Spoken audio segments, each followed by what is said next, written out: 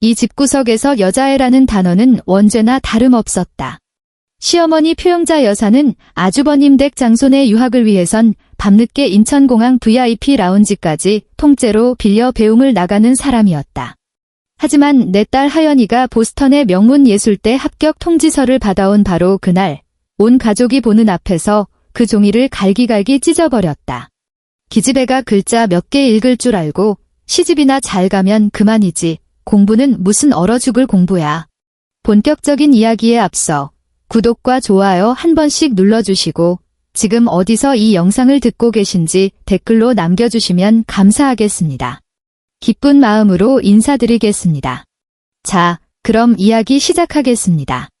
가족 모임이 있던 날, 며느리 윤지수가 주방 싱크대 앞에 서서 마지막 국그릇을 헹궈낼 때쯤 거실에서는 이미 시어머니 표영자 여사의 웃음소리가 울려 퍼지고 있었다. 우리 준호, 고기 좀 많이 먹어라. 반쯤 열린 미닫이 문을 너머로 시어머니의 목소리가 들려왔다. 유학 가면 할미가 해주는 이 맛도 당분간 못 볼 텐데 어째? 거실 한가운데 놓인 커다란 교자상 주변은 식구들로 꽉 차 있었다. 시어머니 표 여사가 상석에 앉았고 그 곁으로 아주버님 최태훈과 형님 정밀하니, 그리고 가장 눈에 띄는 자리에는 아주버님 댁 장손 최준호가 앉아 있었다. 남편 최재훈은 벽 쪽에 기대 앉아 고개를 푹 숙인 채 제 국을 뜨고 있었다. 딸 최하연은 밥상 모서리 끄트머리에 무릎을 가지런히 모으고 앉아 밥그릇을 손에 쥔 채 어른들이 뻗어오는 젓가락을 조심스레 피하고만 있었다. 윤지수의 자리는 없었다. 15년 동안 최 씨 집안의 가족 모임이 있을 때면 그녀의 자리는 늘 주방이었다. 처음 시집 왔을 때는 제 밥그릇을 따로 챙겨두고 음식이 다 상에 오르면 문가에 서서 시어머니가 불러주기를 기다리곤 했다. 하지만 아무도 자신을 부르지 않는다는 걸 깨달은 뒤부터는 싱크대 옆에 작은 간이 의자를 하나 두고 거실에 달그락거리는 젓가락 소리가 잦아들 때쯤 냄비 바닥에 남은 식은 국을 조금 떠먹는 것이 전부였다. 시어머니는 아주 가끔 그녀의 존재를 떠올렸다.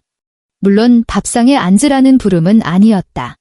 반찬을 더 내오라는 심부름이었다. 지수야, 김치 다 떨어졌다. 시어머니가 상을 툭툭 치며 불렀다.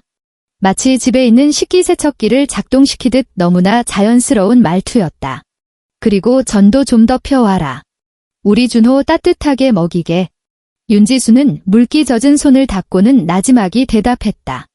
네, 어머니. 그녀가 작은 접시를 들고 나갔을 때 형님 정미라는 큼지막한 소고기 한 점을 준호의 밥그릇에 얹어주고 있었다. 20살갓 넘은 준호는 밝은 색으로 머리를 염색하고 귀에는 작은 은귀걸이를 한 채 스마트폰만 들여다보고 있었다. 녀석은 고개조차 들지 않고 밥그릇을 옆으로 쓱 밀어낼 뿐이었다. 윤지수의 손에 들린 접시를 본 시어머니의 미간이 단박에 찌푸려졌다. 어째 내오는 게 그것밖에 안 되니 시어머니가 눈을 치켜떴다. 오늘 우리 장손 집에 와서 밥 먹는 거 뻔히 알면서 넉넉하게 좀 준비할 것이지. 윤지수는 접시를 내려놓으며 작게 입을 뗐다. 냉장고에 남은 게 이게 다예요. 어머님이 어제 상한다고 장 많이 보지 말라고 하셔서요. 시어머니가 젓가락을 탁 소리 나게 내려놓았다. 언성을 높이진 않았지만 밥상머리에 앉은 사람들의 동작이 일순간 멈칫했다. 내가 허튼데 돈 쓰지 말라고 했지. 언제 이렇게 궁상을 떨라고 했니? 잘난 집안 장손이 왔는데 밥상머리가 이렇게 빈티가 나서야 이게 대체 무슨 꼴이야? 아주버님 최태훈이 헛기침을 하며 분위기를 무마하려 들었다. 어머니, 고만하세요. 재수씨도 집에서 혼자 종종거리느라 바쁘잖아요. 부드러운 투였지만 집에서 혼자라는 그 말이 윤지수의 귓가에 꽂힐 때면 그녀가 그동안 감당해온 작업과 밤샘, 그리고 통장 잔고까지 모조리 지워버리는 것만 같았다. 형님 정밀하니 그 말을 넙죽받으며 느릿하게 입을 열었다. 그건 그래요. 지수 동서는 평소에 회사에 나가는 것도 아니니 어머님 챙길 시간은 좀 있을 텐데. 우리 출판사도 요즘 정신없이 바쁘고 준호 유학 수속 준비하느라 이리저리 뛰었더니 어머님만 쏙 빠지셨네요. 시어머니는 대번 한숨을 쉬며 준호의 어깨를 토닥였다. 우리 준호 위해서인데 힘들어도 참아야지. 우리 최씨 집안 밖에서 얼굴 세워줄 사람은 이 녀석 하나뿐인데. 상석 모서리에 앉아있던 하연이 고개를 숙인 채 젓가락 끝으로 밥알을 끄적거렸다. 그 모습을 본 시어머니의 안색이 또다시 험악해졌다. 최하연, 너 표정이 그게 뭐냐? 시어머니가 손녀를 매섭게 쏘아보았다. 오빠 유학 가는 큰 경사에 넌 기분이 안 좋니? 딸 최하연이 고개를 들었다. 속눈썹이 미세하게 떨렸다. 아니에요. 할머니, 하연이 기어들어가는 목소리로 말했다. 저도 기뻐요. 시어머니가 코웃음을 쳤다. 기집애가 어디서 하루 종일 동안 얼굴이야? 내 애미가 딱 저러지? 아들도 못 낳은 주제에 허구한 날 억울한 표정이나 짓고 우리 집안에서 안 쫓아낸 것만으로도 감지덕지 해야지.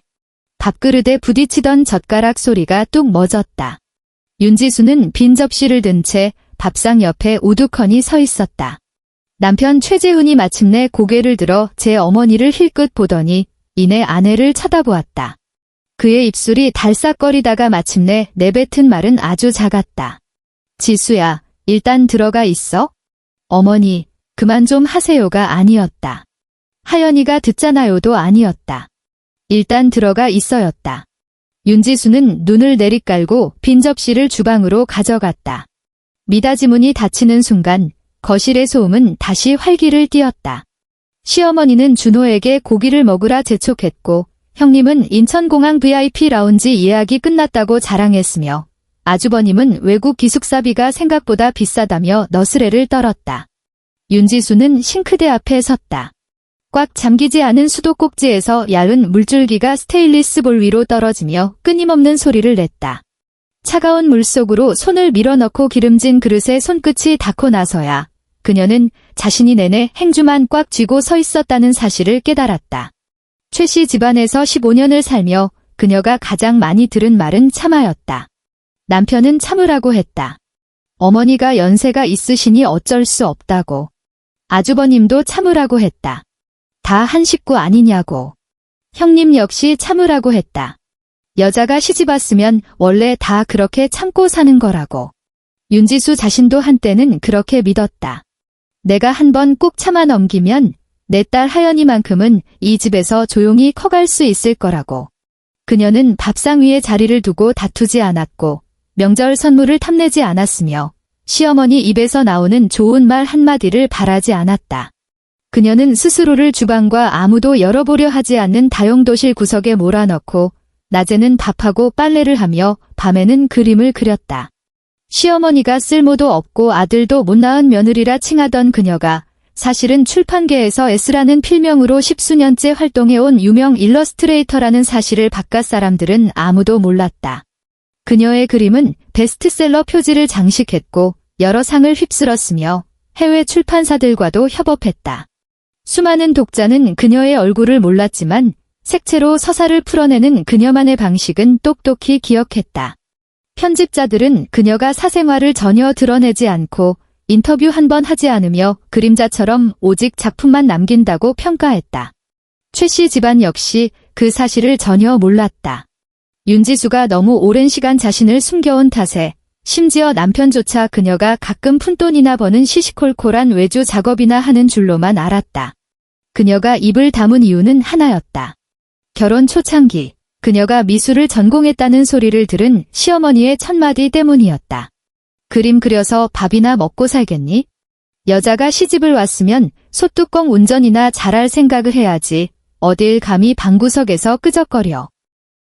그 후 시아버지가 병으로 쓰러져 집안에 급전이 필요했을 때도 아주버님의 출판사가 자금 융통이 안 돼 허덕일 때도 준호가 학교를 옮기고 비싼 학원을 다니며 해외 활동 스펙을 쌓으려 할 때도 결국 돈이 필요했다.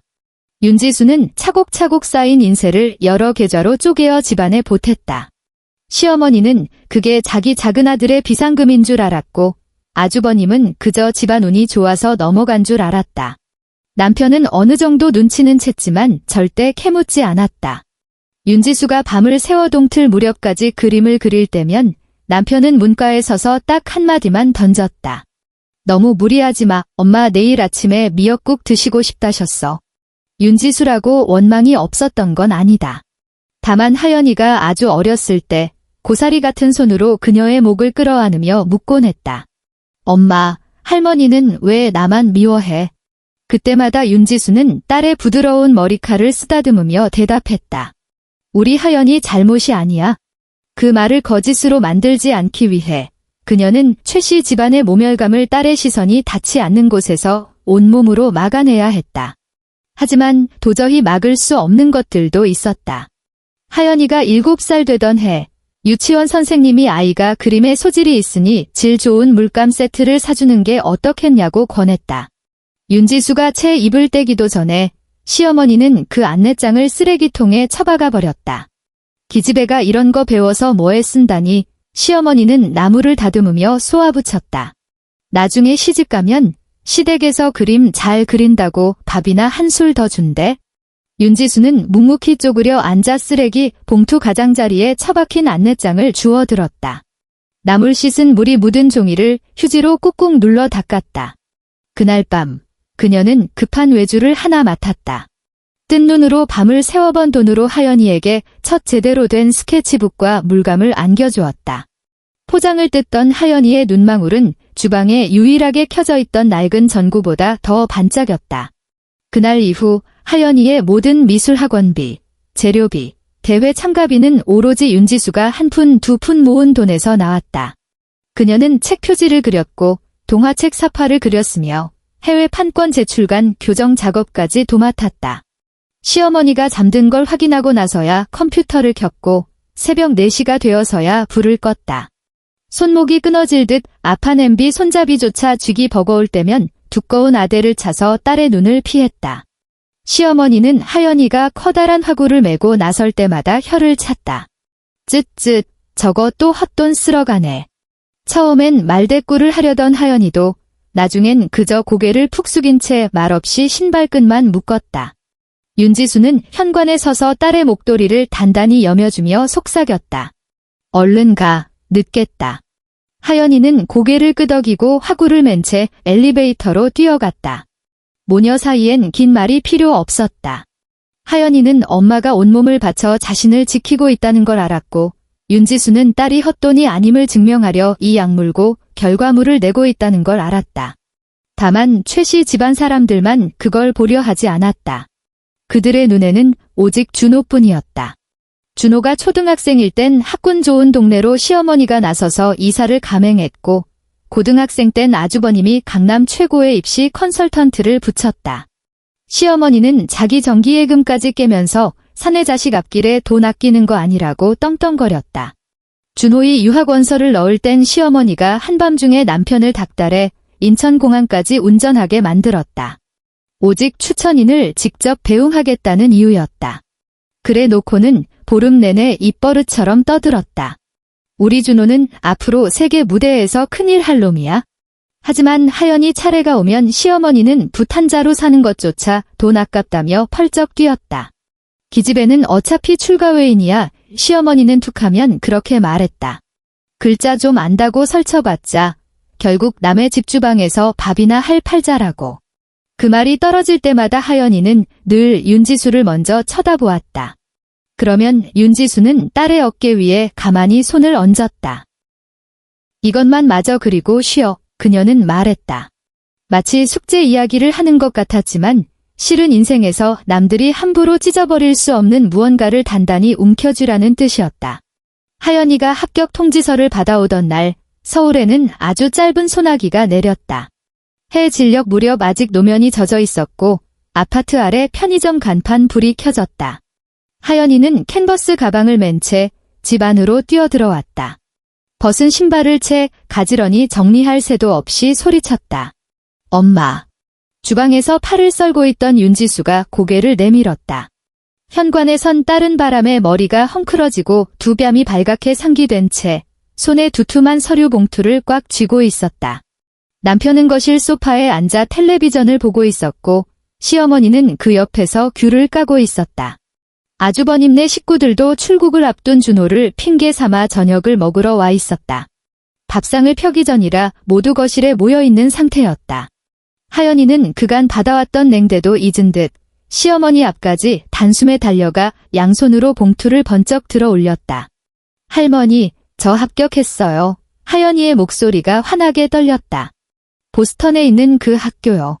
저 합격했어요. 장학금도 받고요. 텔레비전 속 예능 프로그램의 요란한 웃음소리가 허공을 맴돌았다. 하지만 거실은 찬물을 끼얹은 듯 조용해졌다. 윤지수의 칼질이 도마 위에서 멈췄다. 잘려나간 팥뿌리가 굴러떨어졌지만 그녀는 죽지 않았다.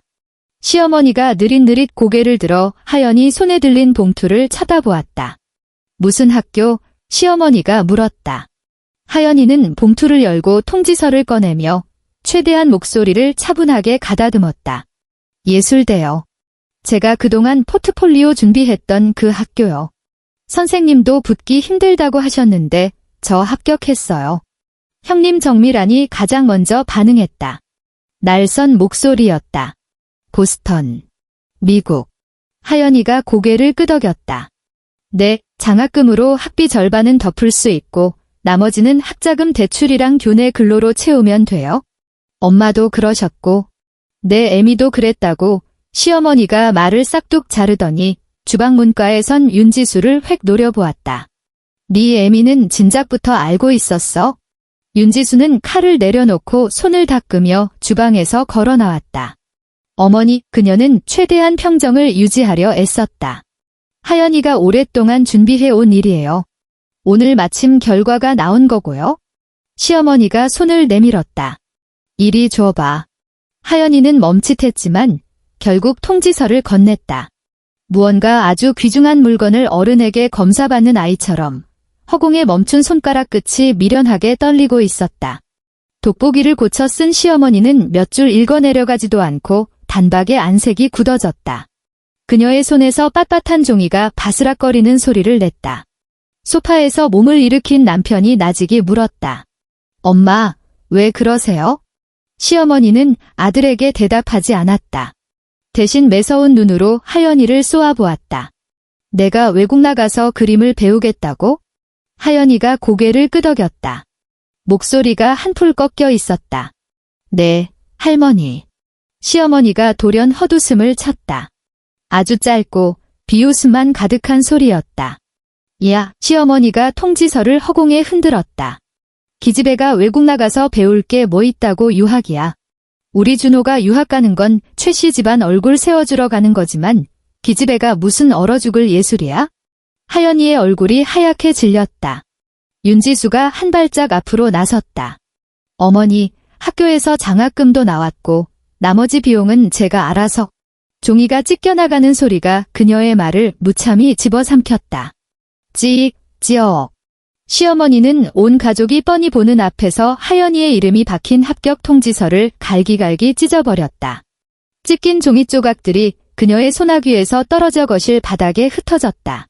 그중 한 조각이 하연이의 발끝에 쓰러지듯 내려앉았다. 이 돈 아꼈다가 나중에 우리 준호 장가갈 때 보태면 얼마나 좋아. 시어머니는 남은 종이 뭉치를 거실 테이블 위로 휙 던져버렸다. 돈만 까먹는 기집애가 미국까지 가서 돈지랄을 하겠다고? 글자 몇 개 읽을 줄 알고 시집이나 잘 가면 그만이지. 하연이는 그 자리에 못 박힌 듯 서서 소리내어 울지조차 못했다. 그녀는 그저 바닥에 나뒹구는 종이 조각들을 내려다보며 입술만 달싹였다. 할머니라는 단어를 다시 내뱉고 싶어 하는 듯했지만 목구멍에서는 아무 소리도 나오지 않았다. 윤지수가 허리를 굽혀 바닥에 종이 조각을 주었다. 손끝에 닿은 조각 하나에는 하연이의 이름 절반이 남아 있었다. 거칠게 찢겨나간 알파벳의 단면이 까슬까슬했다. 그녀의 손이 허공에서 멈칫했다. 시어머니의 독설은 멈추지 않았다. 지수야, 너도 똑같아. 평소엔 얌전한 척 쥐죽은 듯이 있더니 뒤로는 애한테 이런 헛바람이나 집어넣고. 우리 집 돈이 하늘에서 뚝 떨어지는 줄 아니? 준호 유학 뒷바라지하느라 허리가 휠판인데. 아주버님 최태훈이 바닥에 종이를 내려다보며 미간을 찌푸렸다. 상황이 보기 흉하다는 듯 굴면서도 끝내 제 어머니를 말리지는 않았다. 그는 윤지수에게만 한마디 얹었다. 재수씨, 어머니 말씀이 좀 심하시긴 했지만 아예 틀린 말은 아니잖아요. 예술 쪽은 너무 뜬구름 잡는 얘기고. 하연이는 여자애니까 그냥 안정적인 길 가는 게 제일 낫죠. 형님 정미란도 질세라 거들었다. 맞아요. 우리 준호야 정식으로 학위 밟으러 가는 거니까 나중에 집안의 보탬이라도 되지만 하연이가 거기 가서 뭐 하겠어요? 그냥 그림이나 끄적거리는 게 다일 텐데. 캔버스 가방끈을 움켜쥔 하연이의 손가락 관절이 새하얗게 질려 있었다. 남편 최재훈은 딸을 한 번, 어머니를 한 번 번갈아 쳐다보았다. 양쪽에서 줄다리기라도 당하는 양 몹시 난처한 표정이었다. 마침내 그가 하연이 곁으로 다가가며 한숨을 길게 내쉬었다. 하연아, 남편의 목소리는 한없이 낮았다. 할머니도 다 집안 생각해서 하시는 말씀이잖니. 우리 집에 그런 헛돈이 어딨어. 내 엄마도 몸 안 좋은데 계속 저렇게 고생시킬래?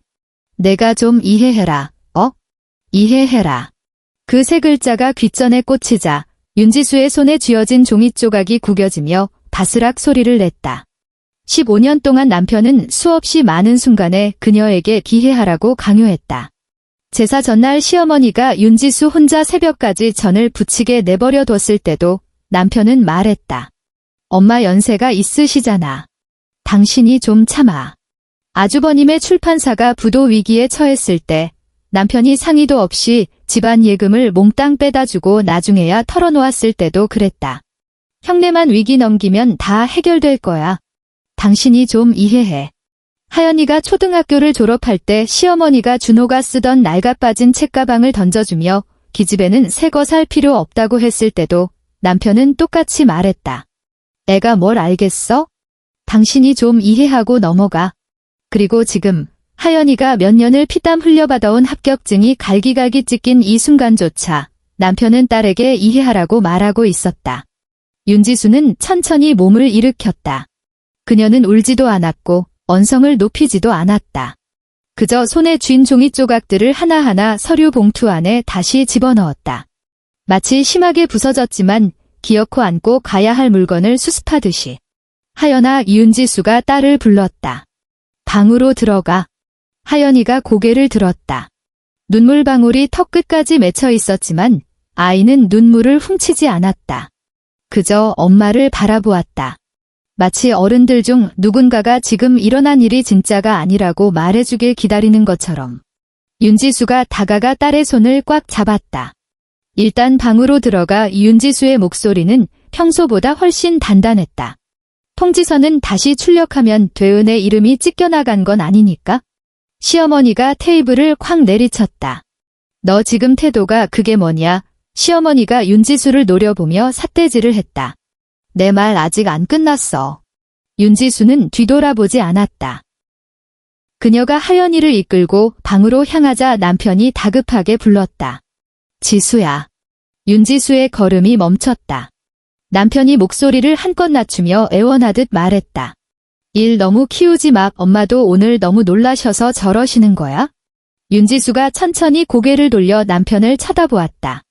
거실의 백열등 불빛이 남편의 얼굴 위로 쏟아졌다.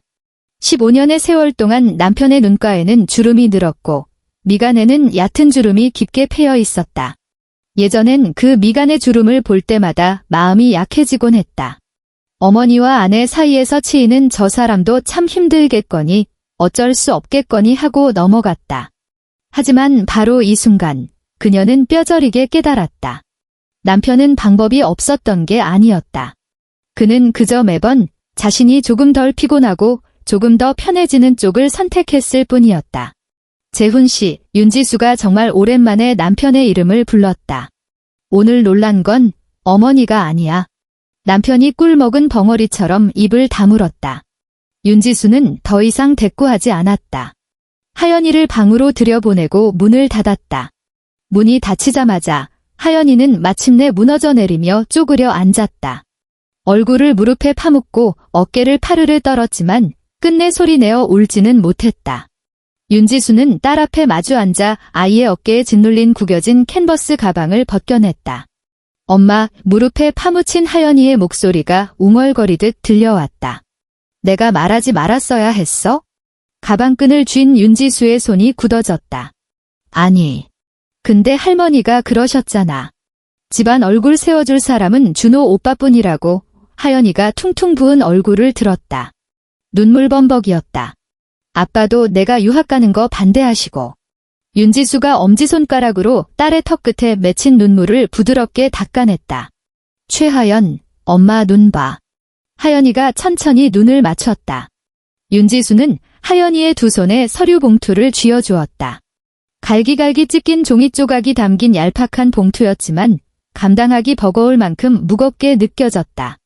이건 내 잘못이 아니야. 윤지수가 또박또박 짚어주듯 말했다. 내 꿈이 너무 커서도 아니고 그냥 저 사람들의 시야가 턱없이 좁을 뿐이야. 하연이는 멍하니 엄마를 바라보았다. 윤지수는 커튼을 치고 책상 위 스탠드를 켰다. 은은한 불빛이 하연이가 그리다만 캔버스를 비췄다. 짙푸른 심연 같은 바다가 그려져 있었다. 오늘은 일단 자, 윤지수가 말했다. 내일부터는 엄마가 다 알아서 할게. 하연이가 덜컥 엄마의 소매자락을 부여잡았다. 엄마, 할머니한테 또 엄청 혼나려고. 윤지수는 딸의 가냘픈 손을 가만히 내려다보았다. 어릴 적에도 하연이는 늘 이렇게 엄마를 붙잡았다. 밖으로 나갔다가 시어머니의 서슬퍼런 불호령에 엄마가 상처받을까 봐 두려워했다. 이 비정상적인 집구석에서 자라난 아이가 가장 먼저 배운 건 어리광이 아니라 엄마를 걱정하는 법이었다. 윤지수는 딸의 손을 떼어내 부드럽게 이불 안으로 밀어넣었다. 이번엔 그냥 욕먹고 넘기지 않을 거야. 그녀가 방을 나섰을 때 거실의 소라는 이미 잦아들어 있었다. 아주버님네 식구들은 손님방으로 들어갔고 시어머니는 분이 풀리지 않은 채 소파에 앉아 씩씩거리고 있었다. 남편은 베란다에 서서 담배를 피우고 있었다. 거실 바닥에 흩어진 자잘한 종이 부스러기를 줍는 사람은 아무도 없었다. 윤지수가 몸을 굽혀 남은 종이 조각을 마저 주워 봉투에 쓸어 담았다. 그 꼴을 본 시어머니가 싸늘하게 내뱉었다. 다 찢어진 걸 주워서 뭐 하려고. 내일 당장 학원비나 환불받아와. 윤지수는 입을 굳게 다물었다. 그녀의 침묵이 시어머니의 심기를 더욱 긁어놓았다. 목소리가 날카롭게 찢어졌다. 어른이 말을 하면 대답을 해야지. 내 말 안 들려? 베란다에서 돌아온 남편이 매캐한 담배 냄새를 풍기며 다가왔다. 지수야, 엄마 화 돋우지 말고 일단 들어가자. 오늘 너무 늦었잖아. 윤지수는 남편 손에 들린 재떨이를 빤히 응시했다. 지난 세월 동안 이 남자는 집안에서 갈등이 터질 때마다 베란다로 도망쳐 담배를 피웠다. 그리고 찬바람과 담배 냄새를 묻히고 들어와서는 늘 똑같은 말을 앵무새처럼 반복했다. 너무 늦었어. 그냥 참아. 내일 다시 얘기하자. 그렇게 날이 밝고 나면 그 일은 언제나 윤지수가 억울하게 수용해야만 하는 결론으로 굳어져 버렸다. 하지만 이번엔 그녀는 그에게 내일을 허락하지 않기로 했다. 그녀는 서류 봉투를 쥔 채 복도 끝에 있는 그 방으로 걸음을 옮겼다. 최씨 집안 사람들이 다용도실이라 부르는 공간이었다. 시어머니는 짐짝과 헌책들이 가득하다며 발조차 들이지 않았고 남편도 어쩌다 지나칠 때면 너무 어지르지 마, 엄마가 보면 또 잔소리하셔 라고만 할 뿐이었다.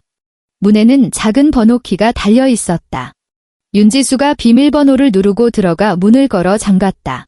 방 안에는 잡동사니 따윈 없었다. 벽면에는 정성스레 액자에 담긴 원화들이 빼곡히 걸려 있었다. 출판사 베스트셀러 표지, 그림책 원화, 해외 전시회에서 보내온 포스터들. 책장에는 그녀의 손길이 닿은 책들이 가지런히 꽂혀 있었고 표지 구석마다 S라는 작은 서명이 새겨져 있었다. 작업 책상에는 타블렛이 놓여 있었고 그 옆에는 하연이가 처음 썼던 몽당 색연필 세트가 놓여 있었다. 손에 쥐기조차 힘들 만큼 짧아졌지만 윤지수는 그것을 보물처럼 간직해왔다. 오직 컴퓨터 본체의 웅웅거리는 낮은 펜 소리만이 방 안의 정적을 채우고 있었다. 윤지수는 찢어진 통지서가 담긴 봉투를 책상 한가운데 올려놓았다. 의자에 앉아 잠시 책상을 두드리던 그녀는 서랍을 열어 업무 전용 휴대전화를 꺼냈다. 화면이 켜지자 읽지 않은 메일들이 수두룩하게 쌓여 있었다. 다음 달로 예정된 최씨 출판사의 신간 표지 최종본 마감건, 해외 판권 조율건, 그리고 보스턴의 유학 컨설턴트가 보내온 축하 메일까지. 하연이의 합격 결과가 아주 좋으니 남은 수속만 차질 없이 진행하자는 내용이었다. 윤지수는 그 메일들을 뒤로 밀어두었다. 그녀는 출판사 편집장의 번호를 눌렀다. 신호음이 3번 울리기도 전에 잠결이 묻어나면서도 즉각적으로 긴장한 목소리가 들려왔다. S 작가님, 이 늦은 시간에 웬일이세요? 무슨 일 생겼습니까? 한석영 편집장은 윤지수의 진짜 정체를 아는 극소수의 사람 중 하나였다. 10년 넘게 함께 일하면서도 한 번도 그녀의 가정사를 캐묻지 않았고 공식 석상에서 그녀의 실명을 발설한 적도 없었다. 윤지수는 책상 위에 종이 조각을 내려다보았다. 석영 씨, 그녀가 입을 열었다. 저 S예요. 다음 달 최 씨 출판사와 하기로 한 독점 계약, 전면 취소하고 싶어요. 수화기 너머로 짧은 정적이 흘렀다. 편집장이 목소리를 낮추며 물었다. 작가님, 확고하신 건가요? 그 책은 이미 저쪽에서 언론에 대대적으로 홍보를 뿌렸어요. 최 씨 출판사 올해 핵심 프로젝트가 그 책 한 권에 다 걸려 있는데 확고합니다. 편집장은 서둘러 만류하지 않았다. 전화기 너머로 종이를 넘기는 소리가 들려왔다. 침대에서 일어나 책상 앞에 앉은 모양이었다. 계약서상 철회 조항이 있긴 합니다. 편집장이 보고하듯 말했다. 위약금을 꽤 물어내야 하지만 그쪽에서 초반에 대금 지급을 몇 번 지연시킨 점과 가승인 스케치를 무단으로 홍보에 유출한 건을 물고 늘어지면 협상의 여지가 있어요. 지금 바로 법무팀 연결할까요? 네, 연결해주세요. 윤지수가 덧붙였다. 그리고 명문 출판사 쪽에도 연락 넣어주세요. 그쪽에서 예전에 제시했던 계약 조건 받아들이겠다고요. 단, 저작권과 서명은 전적으로 제가 통제한다는 조건 하에서요. 편집장의 숨소리가 얕아졌다. 명문 출판사는 아주버님의 최씨 출판사와 업계 1, 2위를 다투는 최대 경쟁사였다. 지난 몇 년간 명문은 S를 영입하기 위해 어마어마한 백지수표를 내밀며 구애해왔다. 윤지수가 번번이 거절했던 건 최씨 출판사가 더 나은 조건을 제시해서가 아니라 순전히 그곳이 아주버님의 회사였기 때문이었다. 자신은 그렇게 남편의 체면과 최씨 집안의 평화를 지켜내고 있다고 믿었다. 하지만 이제 와서 보니 그건 그저 스스로의 목을 조르는 올가미를 손수 꼬아준 꼴밖에 되지 않았다. 편집장이 조심스레 물었다. 작가님, 혹시 최씨 집안 쪽에 무슨 문제라도 생겼습니까? 윤지수는 대답하지 않았다. 그녀는 가장 큰 종이 조각 하나를 집어들었다. 보스턴 대학교의 로고가 선명하게 찍혀 있었다. 보스턴 쪽에도 연락해주세요. 윤지수가 단호하게 말했다. 하연이 입학 수속은 제가 직접 챙깁니다. 모든 학비, 기숙사, 보호자 지정 및 후속 서류 작업 전부 제 개인 계좌로 진행하고 최씨 집안 사람들 이름은 단 하나도 올라가지 않게 처리해주세요. 이번엔 편집장도 망설임 없이 대답했다. 알겠습니다. 즉시 조치하겠습니다. 윤지수는 지그시 눈을 감았다가 떴다. 그리고 한 가지 더, 그녀의 목소리는 더욱 낮아졌지만 조금의 떨림도 없었다. 과거에 제가 S라는 이름으로 최준호 학생에게 써줬던 추천서 공식적으로 철회하겠습니다. 전화선 너머가 쥐 죽은 듯 고요해졌다. 몇 초가 지난 뒤에야 편집장이 입을 뗐다. 작가님, 추천서를 철회하면 해당 대학에서 최준호 학생의 입학 서류 전체를 재심사하게 될 겁니다. 특히 그 추천서가 핵심 자료 중 하나였다면 사실상 입학 취소로 이어질 파장이 큽니다. 알고 있습니다. 철회 사유는 뭐라고 적어 보낼까요? 윤지수는 벽에 걸린 하연이의 10살 무렵 그림을 올려다보았다. 스탠드 불빛 아래 웅크리고 앉아 작업하는 엄마의 뒷모습을 그린 그림이었다. 그 옆에는 삐뚤빼뚤한 글씨로 이렇게 적혀 있었다. 엄마가 날아다니는 문을 그리고 있어요. 그때 웃으며 물었었다. 왜 문이야? 하연이가 대답했었다. 엄마가 그림을 다 그리면 문이 활짝 열릴 테니까요. 윤지수가 휴대전화를 꽉 쥐었다. 이유는 여자의 앞길을 짓밟은 집안의 보증을 서주고 싶지 않다고 적어주세요. 그녀가 또박또박 씹어뱉듯 말했다. 그리고 수혜자를 위해 제 진짜 가치관을 숨기며 침묵하고 싶지도 않다고요. 편집장이 짧게 숨을 들이켰다. 무슨 뜻인지 확실히 알겠습니다. 오 편집장이 말했다.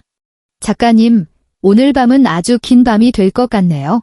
우선 하연 양의 전자 합격증을 저에게 포워딩해 주시면 제가 학교 쪽에 연락해 공식 서류를 재발급받도록 하겠습니다. 윤지수는 짧게 네라고 답했다.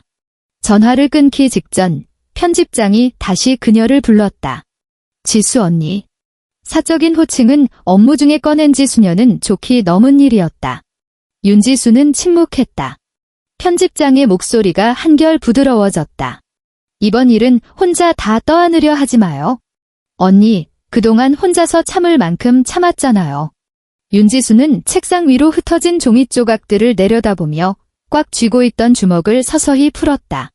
통화를 마친 후에도 그녀는 방을 나서지 않았다. 컴퓨터 폴더를 열고 최씨 출판사와 관련된 모든 계약서, 내역서, 작업 파일들을 복사하고 백업하며 정리하기 시작했다. 체결된 계약 일자, 미수금 입금 내역, 그리고 사전에 허가 없이 초안을 멋대로 홍보해 갔다 쓴 증거 메일까지 항목별로 철저히 분류했다. 그녀의 손놀림은 무서울 만큼 침착했다. 새벽 3시 남편이 방문을 두드렸다.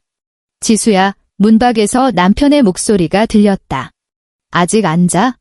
윤지수는 문을 열지 않았다. 남편이 다시 한번 노크를 하며 불안한 기색을 내비쳤다. 엄마는 주무셔. 오늘 일은 내일 내가 엄마한테 잘 말씀드리게. 당신도 너무 마음에 담아두지 마. 윤지수는 마지막 파일의 저장을 마친 뒤 모니터에 푸르스름한 불빛만 남긴 채 스탠드를 껐다. 재훈 씨, 굳게 닫힌 문을 향해 그녀가 말했다. 당신 내일 어머니한테 아무 말씀도 안 드려도 돼. 문밖에서 잠시 침묵이 흘렀다. 이윽고 남편이 물었다. 무슨 뜻이야? 윤지수는 업무용 휴대전화를 책상 위에 엎어놓으며 서늘하게 대답했다. 내가 알아서 해. 남편이 뭔가 더 캐물으려 했지만 복도 저편에서 시어머니의 헛기침 소리가 들려왔다. 남편은 흠칫 놀라 목소리를 확 낮췄다. 당신 또 엄마 심기 건드리지 마. 어머니 혈압 높으신 거 알잖아. 윤지수는 굳게 닫힌 문짝을 노려보았다. 돌연 그녀는 묻고 싶어졌다. 남편이 단 한 번이라도 제 어머니 앞에서 이렇게 조심스럽게 말해본 적이 있었을까? 어머니, 지수 심기 건드리지 마세요. 저 사람도 많이 지쳤어요. 단 한 번도 없었을 것이다. 그녀는 컴퓨터의 전원을 끄고 더 이상 아무 대답도 하지 않았다. 다음 날 아침 최씨 집안에 불어닥친 재앙의 서막은 아주버님의 전화 한 통에서부터 시작되었다. 윤지수는 주방에서 하연이에게 따뜻한 국을 데워주고 있었다. 밤새 뒤척이느라 눈밑이 거뭇해진 하연이는 식탁에 앉아 물만 홀짝였다. 방에서 나온 시어머니는 손녀를 보자마자 대번 인상을 찌푸렸다. 오늘 학원 가지 마라. 시어머니는 앞치마를 질끈 묶으며 마치 아무 일도 없었다는 듯 굴었다. 오후에 나랑 가서 당장 학원비 환불받아와. 그놈의 그림 도구인지 뭔지도 중고로 팔아치우고. 하연이는 물컵을 꼭 쥔 채 아무 말도 하지 않았다. 윤지수가 데운 국그릇을 딸 앞에 내려놓았다. 이것만 먹고 바로 화실 가. 윤지수가 못 박듯 말했다. 오후에는 포트폴리오 담당 선생님이랑 면담도 있잖아. 시어머니의 안색이 흉흉하게 변했다. 너 내 말 귓등으로도 안 듣니? 윤지수는 하연이의 숟가락을 가지런히 놓아주었다. 들었어요. 하지만 환불할 일은 없을 겁니다. 시어머니는 며느리가 이렇게 대놓고 반항할 줄 몰랐는지 순간 말문이 막힌 듯 했다. 미쳤어. 시어머니의 목소리가 찢어질 듯 높아졌다. 내가 지금 제정신이야? 감히 누구 앞에서 고개를 빳빳이 쳐들고. 윤지수가 채 입을 열기도 전 거실에서 남편의 휴대전화가 요란하게 울렸다. 텔레비전을 끄적거리며 전화를 받은 남편은 첫 마디를 듣자마자 사색이 되었다. 형 천천히 좀 말해봐. 남편이 허둥지둥 리모컨을 던지며 몸을 벌떡 일으켰다. 뭐? 계약 해지? S 작가가. 그 말에 시어머니의 시선도 단박에 쏠렸다. 수학이 넘어 아주버님 최태훈의 목소리가 어찌나 큰지 주방까지 고스란히 쩌렁쩌렁 울렸다. 재훈아, 재수 씨한테 좀 물어봐. 너희 처가 쪽에 뭐 아는 사람 없냐? S 작가 쪽에서 아침 대바람부터 계약 해지 통보서가 날아왔어. 다음 달로 잡힌 독점 계약도 엎어버리겠다고 내용 증명까지 싸댔다고. 남편이 반사적으로 윤지수를 쳐다보았다. 윤지수는 묵묵히 국그릇을 하연이 쪽으로 더 밀어주었다. 얼른 먹어. 하연이가 토끼 눈을 뜨고 엄마를 올려다보았다. 시어머니가 미간을 팍 구겼다. S 작가? 내 형네 출판사 먹여 살린다는 그 표지 그리는 사람. 남편이 다급하게 송화기를 틀어막고 윤지수를 향해 속사포처럼 쏘아붙였다. 지수야, 형이 묻잖아. 너 옛날에 그 바닥에서 일러스트 외주 같은 거 받으면서 알게 된 사람 없냐고? 무슨 상황인지 수소문 좀 해봐. 윤지수가 서늘한 눈으로 남편을 응시했다. 뭘 알고 싶은데? 그녀의 서슬퍼런 눈빛에 찔린 남편이 흠칫하며 기어들어가는 목소리로 얼버무렸다. 아니, 그니까 S 작가가 왜 갑자기 저러는지. 형네는 지금 난리가 났어. 언론에 보도자료 다 뿌렸고 협력사들도 다 지켜보고 있는데 오늘 아침 모 회사 주가가 반토막이 났대. 투자자들 전화통에 불이 났단 말이야. 주가라는 단어에 시어머니의 얼굴이 백지장처럼 하얗게 질렸다. 아이고, 이를 어째? 시어머니가 남편 곁으로 다가가 수화기에 대고 악을 썼다. 태훈아, 내가 직접 뛰어가서 그 S인지 뭔지 바짓가랑이라도 붙잡아. 위약금을 물어주든 무릎을 꿇든 절대 계약 파기하게 내버려 둬선 안 돼. 전화기 너머 아주버님의 목소리는 피가 마르는 듯 했다. 어머니, 전 그 S 작가 얼굴 한 번 본 적도 없어요. 여태껏 편집장이랑 대리인 변호사 통해서만 연락했다고요. 이번엔 저쪽이 작정을 했어요. 대놓고 명문 출판사로 갈아타겠다고 울음장까지 놨다고요. 형님 정밀한의 흐느끼는 목소리까지 끼어들었다. 어머니, 명문 쪽에서는 이미 찌라시를 쫙 돌렸어요. S가 그쪽으로 넘어가면 우리 출판사 올해 라인업은 싹 다 망하는 거라고요. 시어머니가 비틀거리며 소파 등받이를 부여잡았다. 말도 안 돼 어떻게 이런 일이.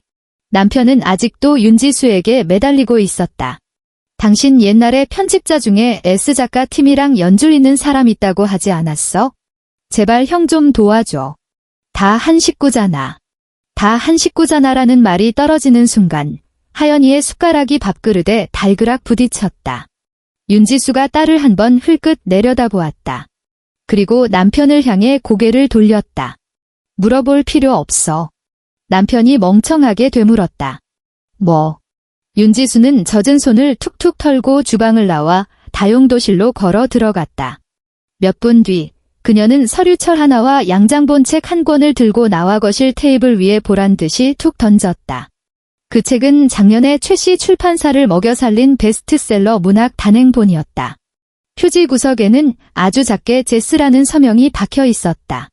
시어머니는 책을 한 번, 윤지수를 한 번 번갈아 보며 미간을 일그러뜨렸다.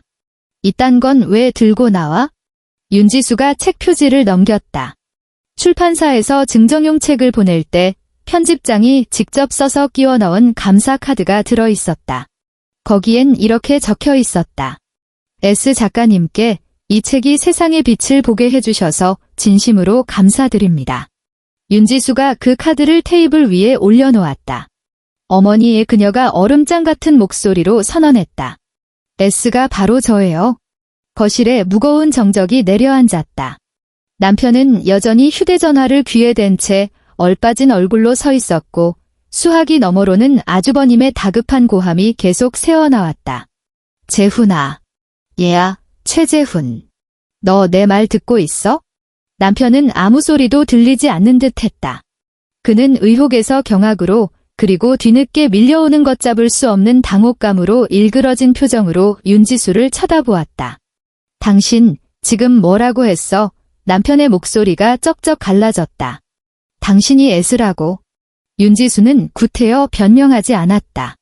그녀가 서류철을 쫙 펼치자 그 안에는 지난 10수년간 최씨 출판사와 맺었던 계약서 사본, 대리인 변호사가 주고받은 이메일 출력본, 그리고 억 단위의 인쇄입금 내역서가 고스란히 담겨 있었다. 모든 서류마다 그녀의 필명과 개인 인감이 또렷이 찍혀 있었다.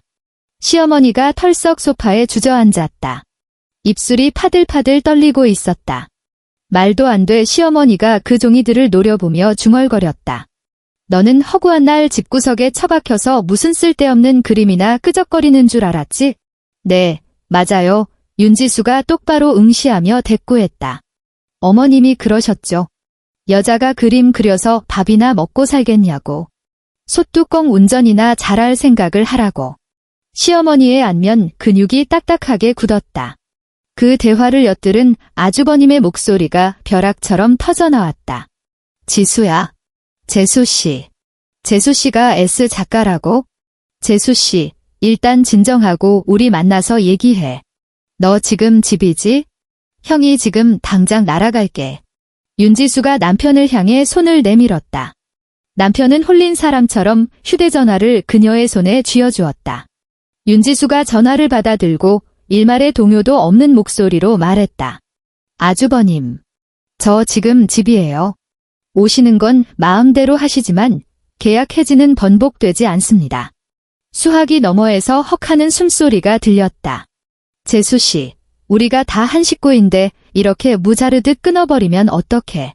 출판사에 딸린 식구가 몇 명인데 준호도 아직 수속 밟는 중이잖아. 서운한 게 있으면 우리끼리 문 닫고 조용히 풀자. 저는 지난 15년 동안 문을 닫고 계속 얘기했어요. 윤지수가 남편을 싸늘하게 흘겨보았다. 근데 아무도 귓등으로도 안 듣던데요. 전화선 너머가 잠시 쥐죽은 듯 조용해졌다. 아주버님이 한껏 굽신거리는 투로 말을 이었다.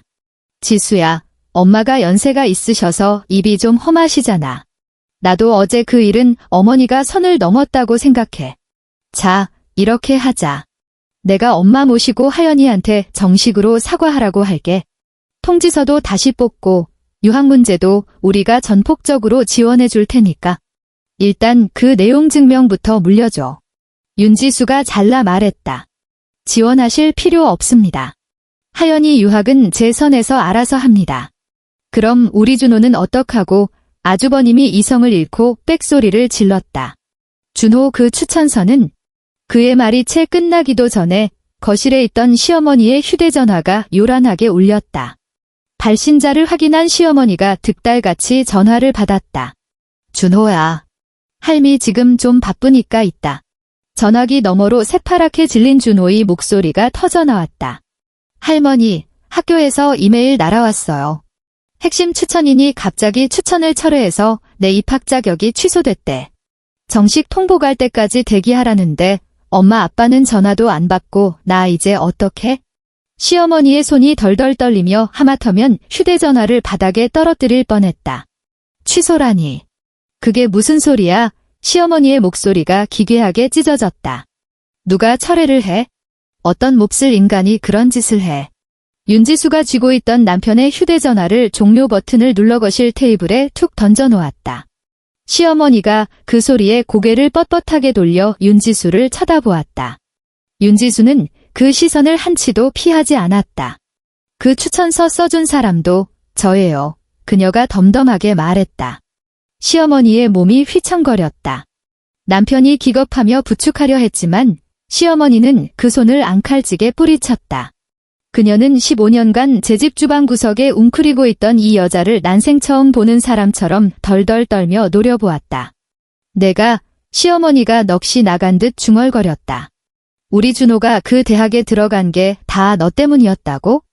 윤지수가 또박또박 못을 박았다. 그 학교에서 S작가 명의로 잠재력 있는 지원자를 추천해달라고 요청이 왔었죠.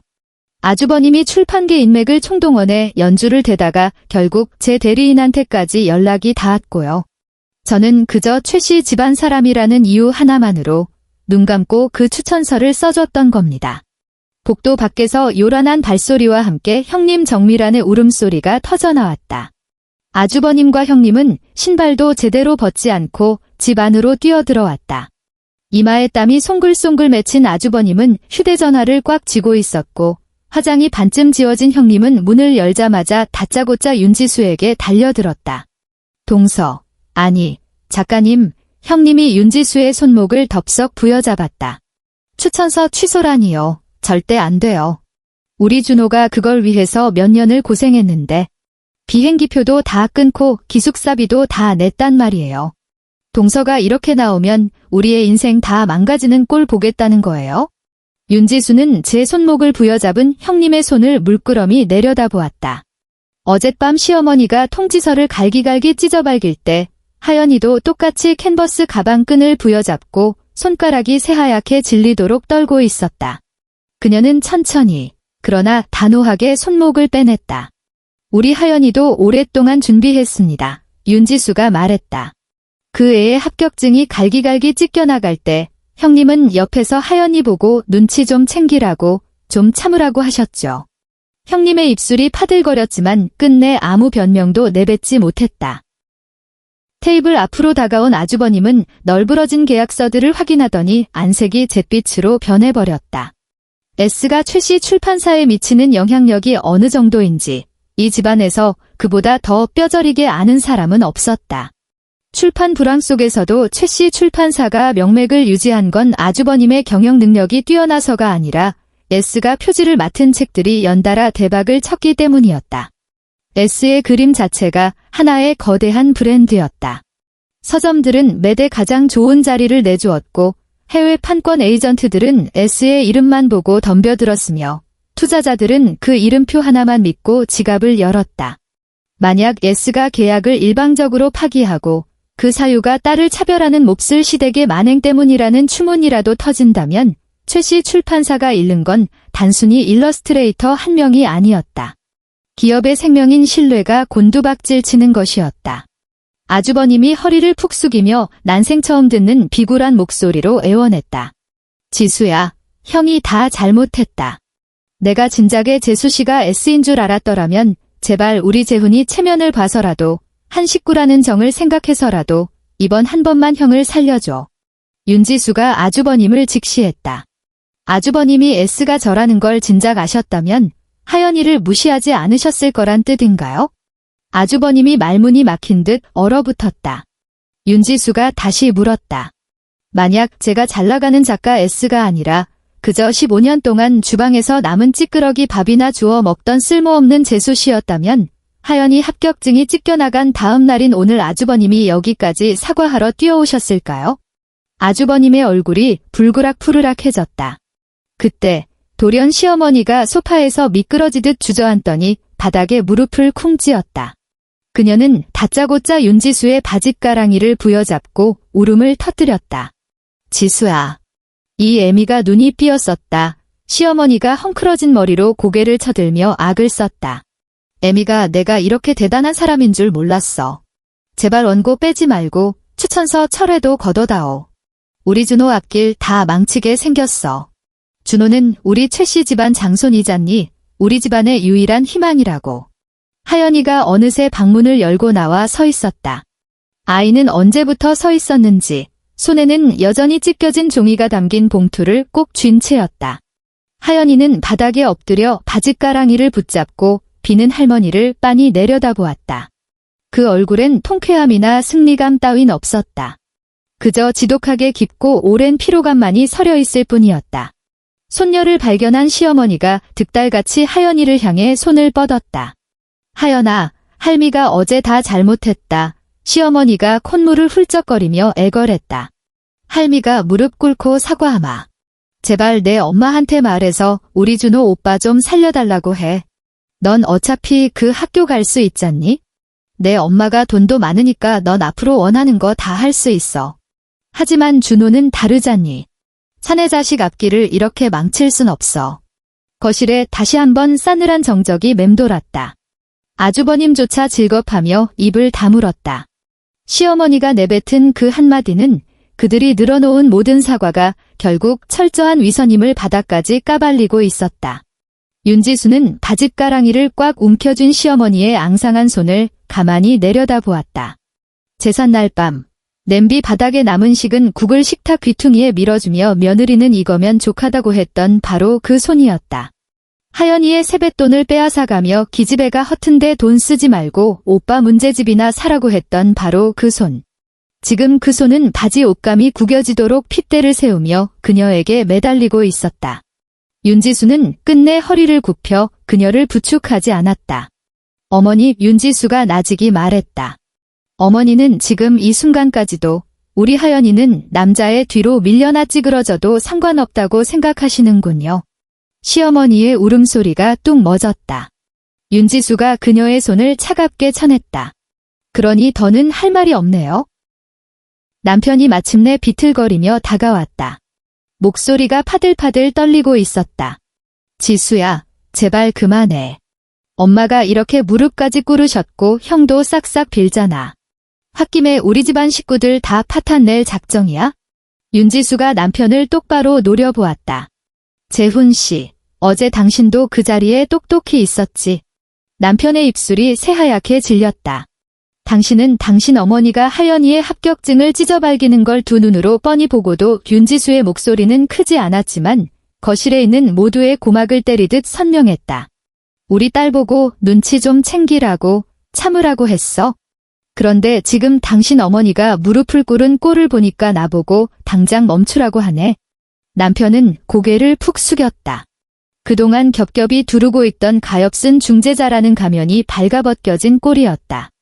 윤지수는 멈추지 않았다.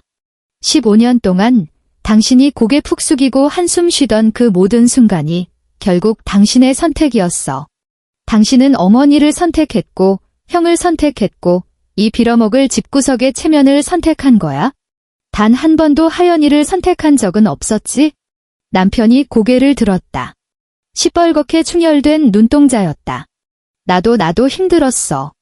알아, 윤지수가 말했다. 그러니까 이제부턴 당신도 억지로 힘들 필요 없어. 그녀는 뒤돌아서 하연이를 향해 손을 내밀었다.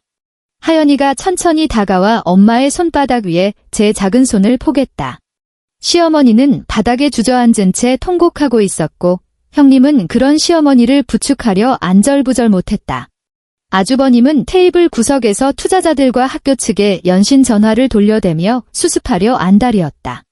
거실은 그야말로 아수라장이었지만 윤지수와 하연이가 현관으로 향하는 발걸음 소리만은 또렷하게 울려 퍼졌다. 남편이 현관까지 쫓아나왔다. 어디 가려고? 남편이 다급하게 물었다. 윤지수는 허리를 굽혀 신발을 신었다. 일단 하연이 데리고 화실부터 갈 거야. 오후엔 변호사 사무실에 들르고. 남편이 그녀의 손목을 다짜고짜 낚아챘다. 변호사. 지수야, 그게 무슨 소리야? 윤지수가 동작을 멈추고 제 손목을 쥔 남편의 손을 차갑게 내려다보았다. 남편은 불에 댄 사람처럼 화들짝 손을 놓았다. 이혼에 윤지수가 서늘한 눈을 치켜떴다. 일단 별거부터 시작하고. 재산 분할 문제는 내 변호사 통해서 얘기해. 남편이 뒷걸음질을 쳤다. 당신, 나랑 헤어지겠다는 거야? 남편의 목소리에서 넋이 나간 듯한 공허함이 흘러나왔다. 어제 그 종이 쪼가리 하나 찢어진 것 때문에? 윤지수의 손바닥 안에서 하연이의 손이 파르르 떨렸다. 윤지수는 딸의 손을 더욱 꽉 쥐었다. 어제 그 일 하나 때문이 아니야. 그녀가 쏘아붙였다. 지난 15년의 모든 하루하루 때문이야. 현관문이 열리고 복도에 서늘한 바람이 밀려 들어왔다. 윤지수가 하연이를 이끌고 밖으로 나섰고 육중한 문이 등 뒤로 쾅 닫혔다. 시어머니의 통곡 소리는 그 너머로 완벽하게 단절되었고 오직 엘리베이터가 올라오는 낮은 기계음만이 남았다. 엘리베이터를 기다리며 서 있던 하연이가 불쑥 제 신발코를 내려다보았다. 엄마, 아이가 기어들어가는 목소리로 물었다. 나 때문에 엄마가 아빠랑 헤어지는 거야? 윤지수는 엘리베이터 버튼을 누른 채 즉각 대답하지 않았다. 층수가 하나씩 올라올 때마다 스테인리스 문짝에 비친 자신과 딸의 실루엣이 선명해졌다. 두 사람은 지독하게 길고 끈질겼던 장마에서 방금 빠져나온 사람들처럼 찰싹 붙어 있었다. 너 때문이 아니야, 윤지수가 말했다. 엄마가 결정을 너무 늦게 내렸을 뿐이야. 엘리베이터 문이 열렸다. 하연이는 엄마를 따라 안으로 들어서면서도 끝내 맞잡은 손을 놓지 않았다. 그 이후의 나날들은 최씨 집안 사람들의 헛된 기대처럼 눈물 콧물 쏟아내며 무릎을 꿇는다고 무마될 일이 아니었다. 이틀 뒤 윤지수의 신분과 입장을 명시한 공식 입장문이 언론에 배포되었다. 그녀는 구차한 가정사는 한 줄도 적지 않았다.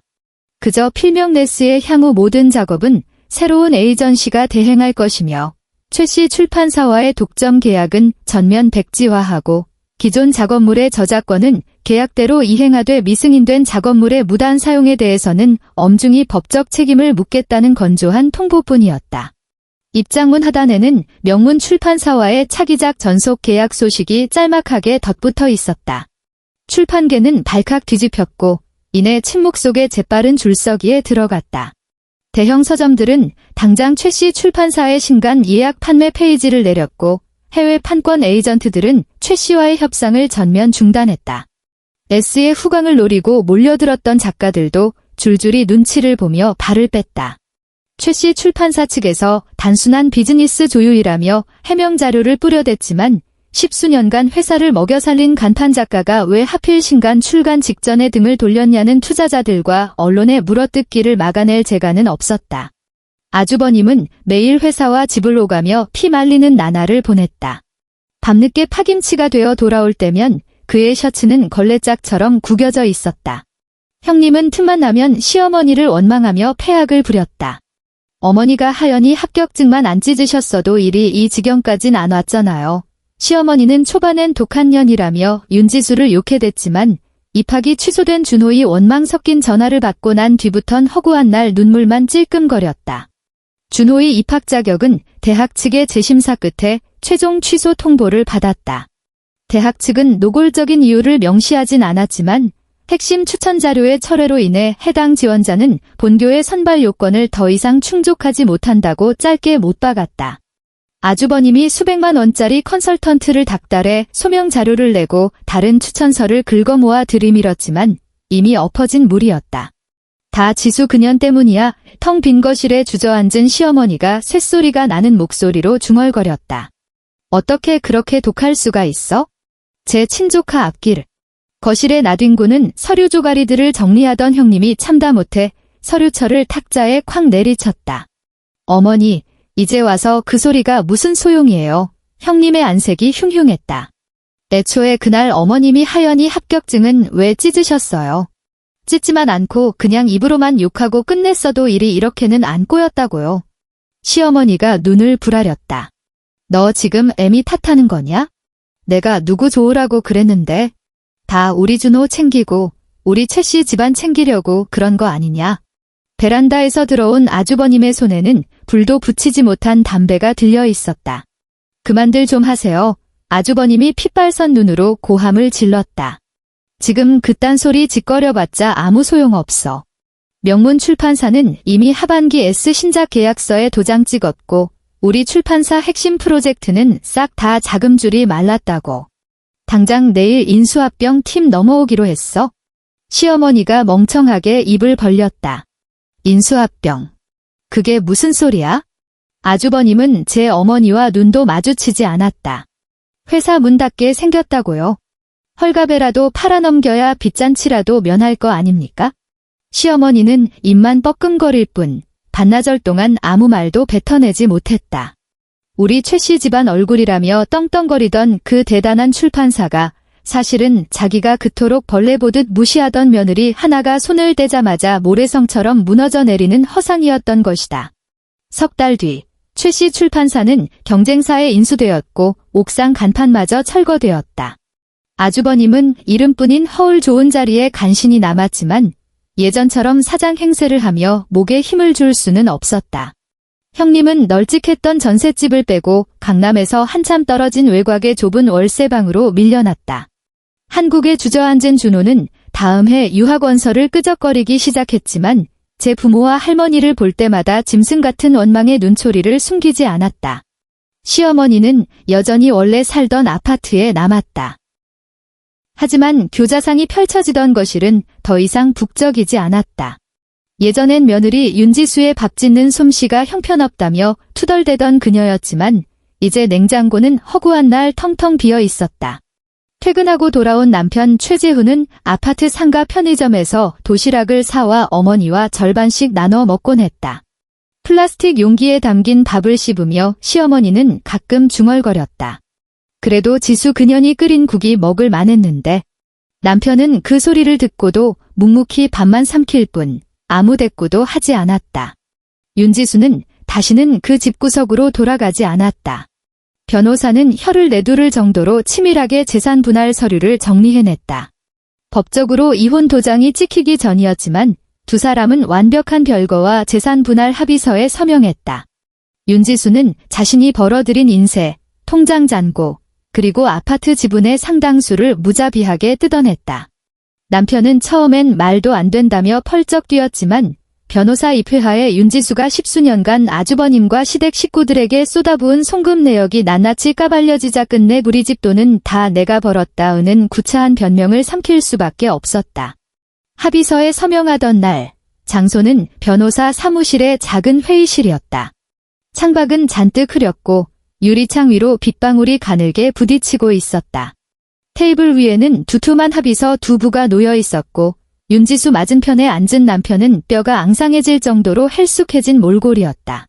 변호사가 마지막 조항을 설명하고 서류철을 덮었다. 두 분 모두 내용 확인하셨으면 여기 서명란에 사인해 주시면 됩니다. 후속 절차는 법적 효력에 따라 즉시 진행하겠습니다. 윤지수는 망설임 없이 펜을 들어 단숨에 서명을 갈겨 썼다. 하지만 펜을 쥔 남편은 좀처럼 종이 위에 잉크를 묻히지 못했다. 그가 퀭한 눈으로 윤지수를 바라보며 쉰 목소리로 입을 열었다. 지수야, 우리 정말 이렇게 끝내야 해? 윤지수는 펜 뚜껑을 닫고 테이블 위로 가만히 밀어놓았다. 남편의 손가락이 파르르 떨렸다. 내가 예전에 다 잘못한 거 알아. 난 그냥 참으면 언젠간 다 지나갈 줄 알았어. 우리 엄마, 당신도 알잖아. 평생 그렇게 사신 분인데 어쩌겠어.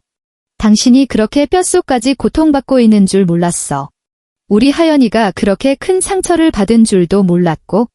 윤지수는 빗소리만 울리는 테이블 위의 합의서를 바라보며 남편의 구차한 변명을 끊지 않았다. 남편이 계속해서 비굴한 목소리로 애원했다. 내가 앞으로 다 고칠게. 우리 셋이 따로 나가 살자. 엄마랑 인연 끊어도 좋아. 하연이 미국 가는 거 내가 어떻게든 뒷바라지 할게. 야간 대리운전이라도 뛰어서 학비 될 테니까 지수야. 우리 제발 처음부터 다시 시작하자.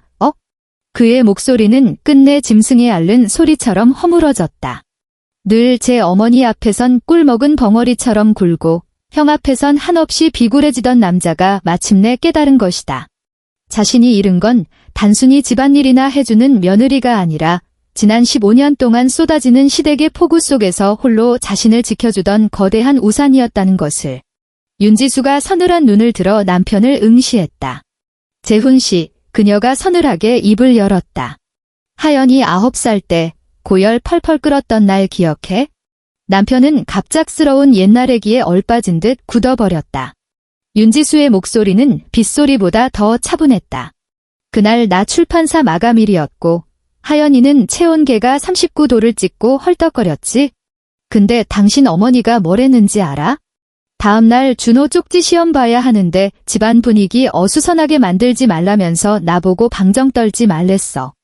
내가 불덩이 같은 애 없고 응급실 뛰어가서 당신한테 전화했을 때 당신 형이랑 술 마시느라 바쁘다면서 나보고 눈치 좀 챙기라고 어른스럽게 굴라고 했잖아. 남편의 얼굴에서 핏기가 싹 가셨다. 아버님 병원 입원하셨을 때도 윤지수는 멈추지 않았다.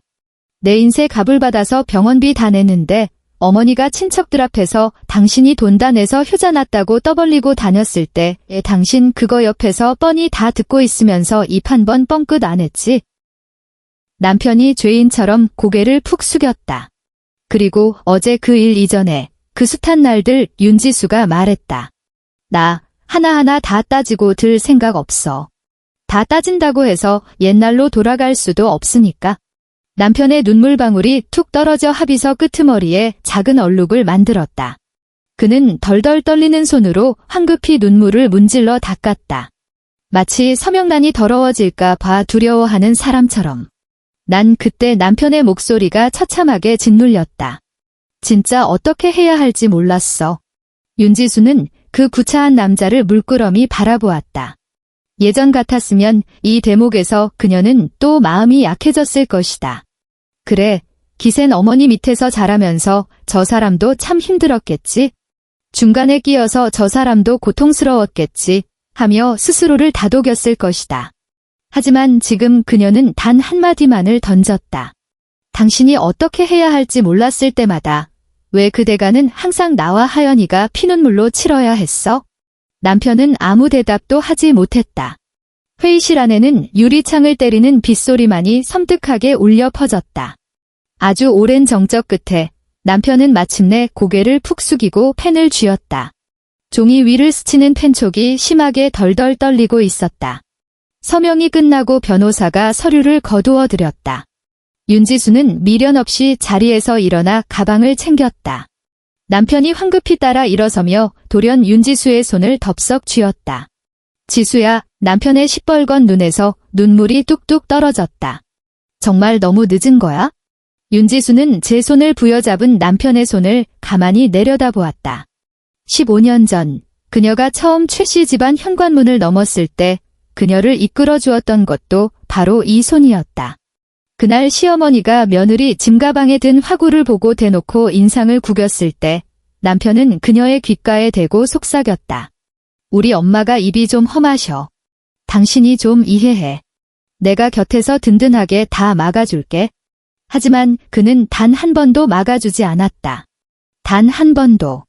윤지수는 남편의 손을 차갑고 부드럽게 빼냈다.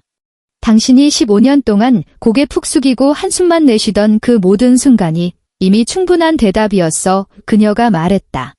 이제 와서는 너무 늦었지.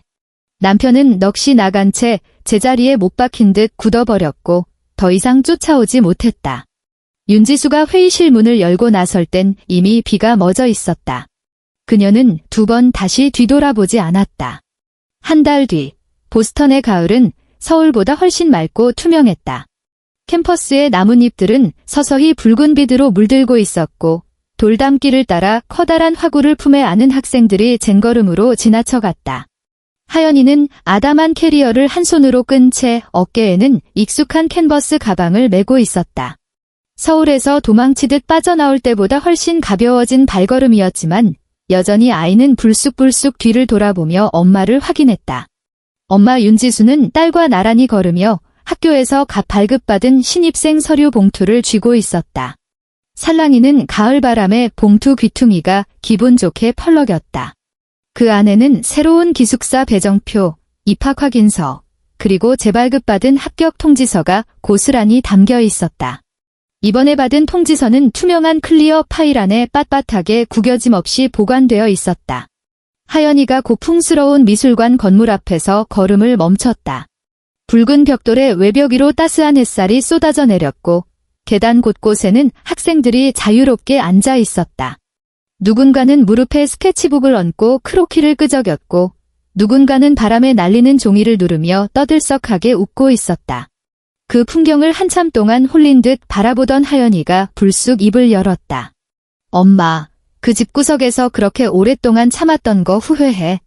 윤지수는 즉각 대답하지 않았다. 그녀의 시선이 하연이의 손에 들린 낡은 샤프 펜슬에 머물렀다. 하연이가 포트폴리오를 준비하며 수천 번도 더 쥐었던 손때 묻고 칠이 벗겨진 그 샤프였다. 최씨 집안에 있을 때 하연이는 늘 그 샤프를 서랍맨 안쪽에 숨겨두곤 했다. 할머니가 보면 기집애가 헛짓거리 한다며 내다 버릴까봐 전전긍긍했다. 하지만 오늘 하연이는 그 샤프를 당당히 서류 봉투 바깥쪽에 꽂아두고 있었다. 마치 누구에게도 꺾이지 않을 자신만의 작은 깃발처럼. 윤지수가 손을 뻗어 봉투 겉면에서 샤프를 빼내더니 하연이의 손바닥 위에 살포시 쥐어주었다. 이거 잘 챙겨. 그녀가 따스하게 말했다. 이따 지도 교수님 면담할 때 꼭 필요할지도 모르니까. 하연이가 제 손에 쥐어진 샤프를 내려다보며 희미하게 웃었다. 엄마. 윤지수는 활짝 열린 미술관 정문을 바라보았다. 그 너머로 제잘거리는 학생들의 목소리, 종이 넘어가는 사각거림, 대리석 바닥을 밟는 경쾌한 발소리가 뒤섞여 흘러나오고 있었다. 후회 안에 윤지수가 미소 지으며 대답했다. 엄마가 오늘까지 이를 악물고 버텼기에 우리 하연이가 뒤도 돌아보지 않고 당당하게 앞으로 걸어갈 수 있는 단단한 발판이 되어줄 수 있었으니까. 하연이의 손이 샤프 펜슬을 야무지게 움켜쥐었다. 저 멀리서 신입생들을 모이게 하는 안내 방송이 들려왔다.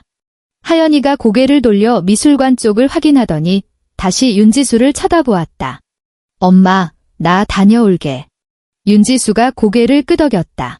그래, 잘 다녀와.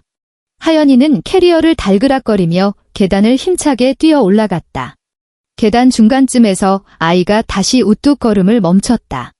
어릴 적 시어머니의 호통에 기가 죽어 엄마의 눈치를 살피던 그 주눅든 표정이 아니었다. 아이는 캐리어를 반듯하게 세워두고 한 손을 번쩍 들어 올려 엄마를 향해 힘껏 흔들어 보였다. 윤지수 역시 손을 들어 환하게 마주 흔들어 주었다. 그녀의 팔 안쪽에는 투명 파일에 담긴 온전한 합격 통지서가 가을 햇살을 받아 눈부시게 빛나고 있었다. 하연이는 낡은 샤프를 손에 꽉 쥔 채 더 이상 아무것도 숨기지 않은 당당한 걸음으로 미술관의 거대한 문을 향해 걸어 들어갔다. 끝.